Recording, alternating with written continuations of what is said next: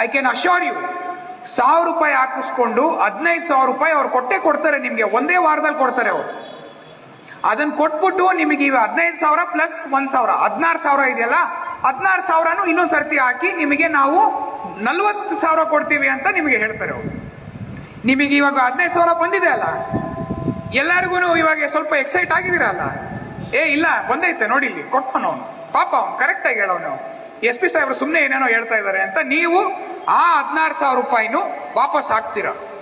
ಅವನು 16,000 ರೂಪಾಯಿ ಹಾಕ್ಬಿಟ್ಟು ನಿಮಗೆ ನೆಕ್ಸ್ಟ್ 40,000 ಕೊಡ್ತಾನೆ ಅವನು, ಗ್ಯಾರಂಟಿ 40,000 ಒಂದ್ ತಿಂಗಳಾದ್ಮೇಲೆ ಕೊಡ್ತಾನೆ ಅವನು.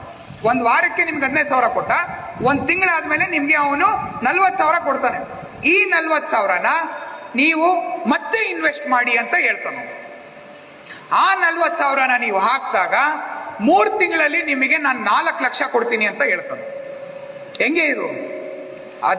ನಿಮ್ಮ 1,000ದಿಂದ ನೀವು ಎಲ್ಲಿಗೆ ಹೋದ್ರಿ?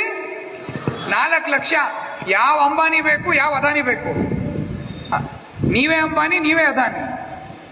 ಸೊ ಅವನು ನೆಕ್ಸ್ಟ್ ಏನ್ ಮಾಡ್ತಾನೆ, 40,000ನ ಇನ್ವೆಸ್ಟ್ ಮಾಡಿಕೊಂಡು ಅವನು ನಿಮ್ಮ ಕಾಂಟ್ಯಾಕ್ಟ್ ನ ಬ್ಲಾಕ್ ಮಾಡಿಬಿಟ್ಟು ಆ ಆಪ್ ನ ಡಿಸೇಬಲ್ ಮಾಡಿಬಿಟ್ಟು ಹೋಗ್ಬಿಡ್ತಾನೆ.